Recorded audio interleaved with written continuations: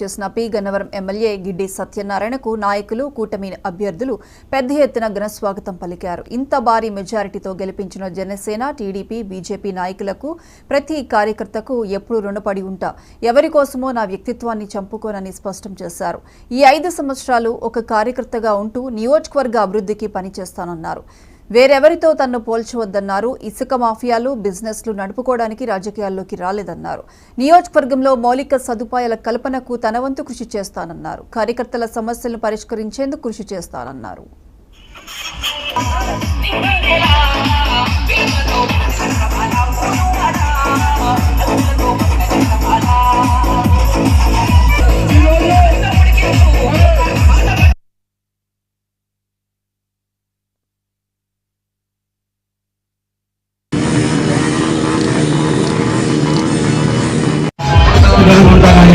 కొమ్ము కాసే వ్యక్తిగా ఉంటానని మాత్రం అనుకోవద్దు.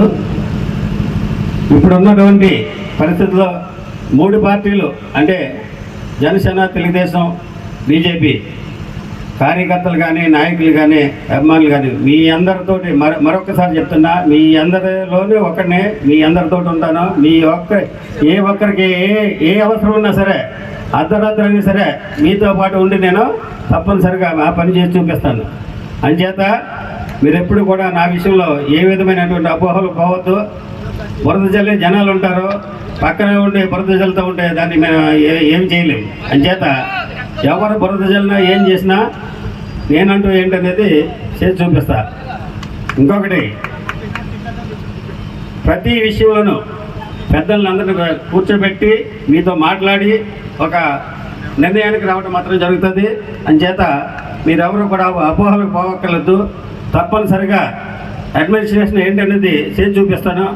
దయచేసి మీరందరూ ఏదో అపోహ పడుతున్నట్టున్నారు, ఆ విధంగా అనుకోవద్దని మనవి.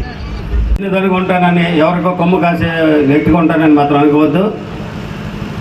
ఇప్పుడున్నటువంటి పరిస్థితుల్లో 3 పార్టీలు అంటే జనసేన, తెలుగుదేశం, బీజేపీ కార్యకర్తలు కానీ, నాయకులు కానీ, అభిమానులు కానీ మీ అందరితోటి మరొకసారి చెప్తున్నా, మీ అందరిలోనే ఒకరినే, మీ అందరితోటి ఉంటాను. ఏ ఒక్కరికి ఏ అవసరం ఉన్నా సరే, అర్ధరాత్రి అయినా సరే మీతో పాటు ఉండి నేను తప్పనిసరిగా ఆ పని చేసి చూపిస్తాను. అంచేత మీరెప్పుడు కూడా నా విషయంలో ఏ విధమైనటువంటి అపోహలు పోవద్దు. బురద జల్లే జనాలు ఉంటారు, పక్కనే ఉండి బురద జల్లుతూ ఉంటే దాన్ని మేము ఏం చేయలేము. అంచేత ఎవరు బురద జల్లినా ఏం చేసినా నేనంటూ ఏంటనేది చేసి చూపిస్తా. ఇంకొకటి, ప్రతి విషయంలోనూ పెద్దలందరినీ కూర్చోబెట్టి మీతో మాట్లాడి ఒక నిర్ణయానికి రావడం మాత్రం జరుగుతుంది. అంచేత మీరెవరు కూడా అపోహలకు పోవక్కర్లేదు. తప్పనిసరిగా అడ్మినిస్ట్రేషన్ ఏంటనేది చేసి చూపిస్తాను.